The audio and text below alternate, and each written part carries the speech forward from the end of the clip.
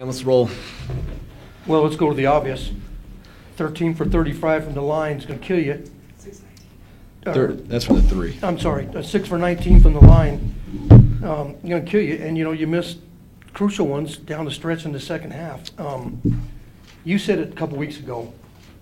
You looked at the free throws and said you were a good free throw shooter when you play and you don't know what you do by. Well, and I know you probably have addressed it, but it's past the time addressing it. It's something that's an issue at this point, is it not?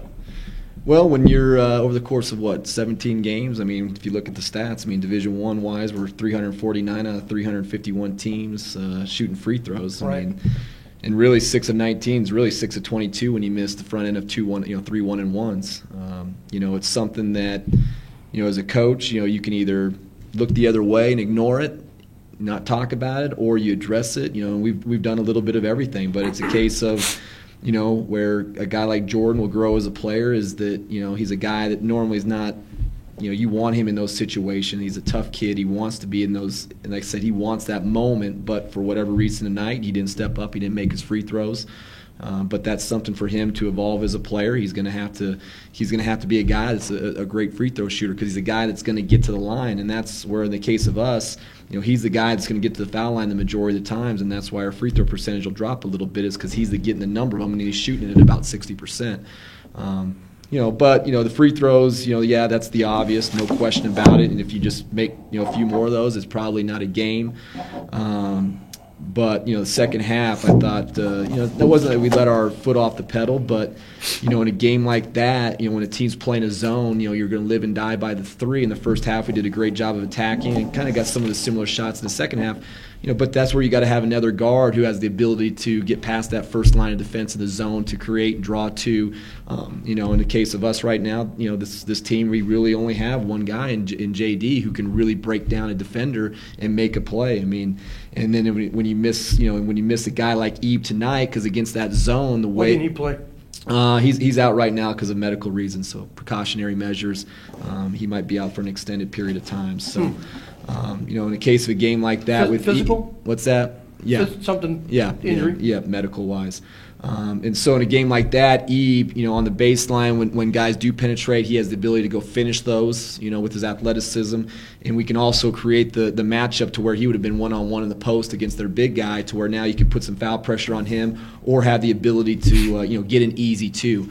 Right now in their stage of their development, Kai and Robbie are just not guys that can just score down on the block, score with angles, especially in a bigger guy like, Topolovovic. That's how you pronounce his name. Mm-hmm. I probably botched that, but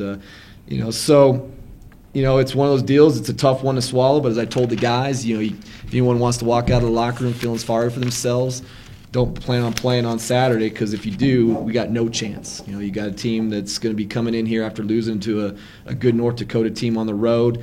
You're going to see a team that we're striving to be in terms of a program, and that's. I was there year one at Weber State with Coach Ray, and now he's in year 10. And I know how he's built that program. He's built it on the winning habits and doing things the right way. And, we're definitely doing that. But right now, you're playing with 8 scholarship players. You're playing with a bunch of young guys that haven't been in certain situations. And stuff like this is going to happen. And you can sit there and beat them down, but what good's that going to do? I mean, the only thing we can do is just keep moving forward and keep trying to get better. Jeff, you go 229, the final 229 without a field goal. That's, the way I have it, Galata's three-pointer put you up 69-68. Yeah, and then we missed. We got one, two. Then we missed a bunch. JD, we got fouled on some free throws. Right. Robbie misses the free throw. JD misses the front of the 1-on-1. And then Robbie, took that three and then got the offensive rebound and then scrambled and they got it back. So it was more so in that last stretch. It was us with our inability really to get to the foul line. Or make shots at the foul line is what ended up costing us really not having opportunities to score. JD did a great job, of executing that last play when he did get fouled. We knew if he missed the shot, whether it was that last shot, whether it was going to be a 1 or 2 point game, that we were going to look to push. We didn't want them to get their defense set, and JD did a good job of getting in there and drawing the foul. It just wasn't his night at the foul line. Radabaugh talked about their field goal that Telfair made, that he went up with it when every other time when he'd gone to that right side and it sagged on him, he kicked it back out or handed it underneath to somebody, and he kind of told Versalino, don't go up with it because he's probably going to kick it out. He didn't, and that's the only time he went to the hoop. That was kind of gutsy on his part. Are you talking about the when they went up one when he yes, drove? Yeah, yes. And Jonah, I mean, he's as good of a defender in the league. He did a great job on Telfair all night long. And knowing the scouting report like he does, that's what makes him such a good defender, knowing that Telfair really likes to go left, and especially likes to go left to score. Now, maybe he opened up a little too much where it kind of gave him a straight line drive. But, hey, that's a good player, and that's where you can't let the game be at that point. It shouldn't have been a one-point game. It should have been, if you made your free throws, it's probably not a game, and that shot doesn't matter. But give Ethan Telfair credit, and that's where you can't allow a guy like that to be put in a situation because he will go make a play. Jeff, you shoot 35 three-pointers. That's a little more than what you average. You get 13. One guy shoots 21 of them.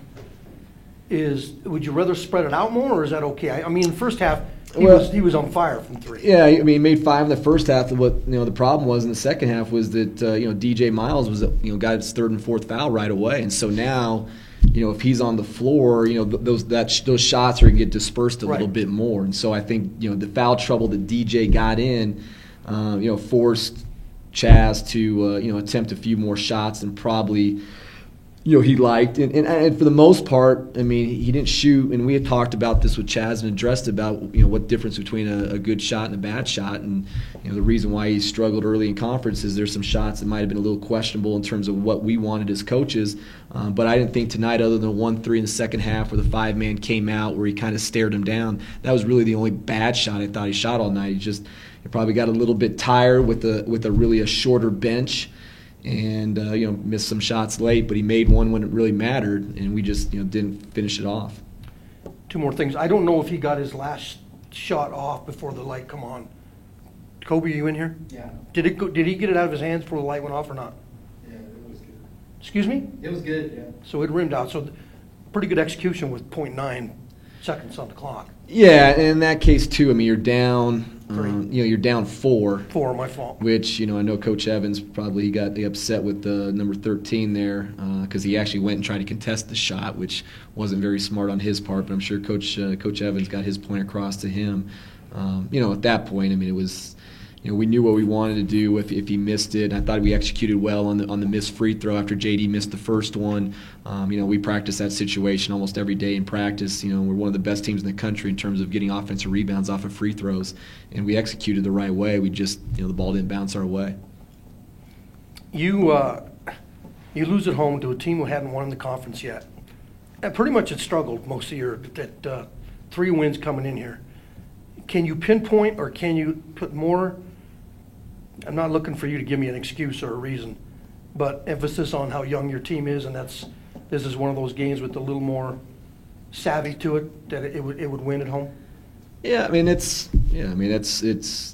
could use youth as an excuse. I mean, I don't think that was an excuse tonight. I mean, I think it was just your inability to make free throws when it matters, but it's also, for the most part, the same team that came in here last year and won by 40, and the same team that kind of handed it to them last year at Idaho State. And so, I said I can't fault anything that our guys have done. I mean, they played hard. They did everything that we tried to ask them to do.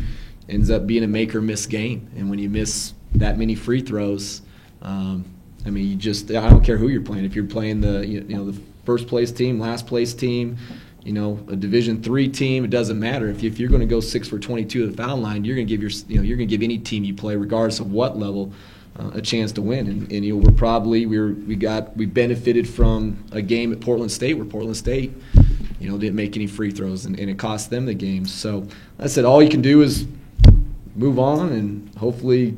Said those guys, I'm sure JD will be in the gym right now shooting 1,000 free throws, but that's what good players do, and that's why at the end of the day, JD is going to be a great guard in this league. He's going to be a great player because he cares. I mean, he really, really cares. I mean, I don't have to go in there and say anything because at the end of the day, I mean, he already feels bad, and he'll step up when that moment comes again. Back to Scylla for a second. Did he practice at all Monday, Tuesday, Wednesday? No, he's not cleared to do any physical activities. So he did nothing all week. No. So it's obvious that his injury occurred last Saturday. Yeah, yeah. So he was. Yeah. So he is right now. I mean, he had some chest pains at Montana State. That's the only reason why he played 3 minutes in that game. And so we're doing a lot of precautionary tests just to make sure that he's okay. When do you anticipate him being cleared, maybe? To be determined. Yeah.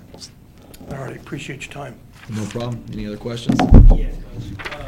Jonte started the last 11 games. Any particular reason why he got the start today? With E being out, and especially with Topolovic, knowing that they like to go inside early with him, we felt like, we wanted to bring Kai, just a little bit bigger body, a little bit better post defender, and then also, with our rotation, the ability for Jonte to come in at the 4 or the 5.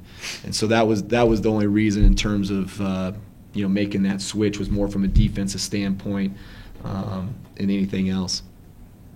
One more. Do you think because the zone that they play, what kind of zone do you think they play? Because I think I switched off to a 2-3 maybe. No, it's Coach Evans. I mean, hey, he was playing the same zone. I played against Southern Utah when I was a senior in college. I mean, it's a 1-1-3 zone.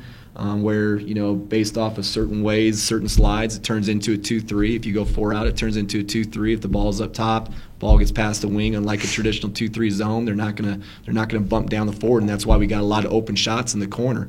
It's just, and I thought we did a great job really of attacking it. Just a matter of, down the stretch, just didn't make the right plays.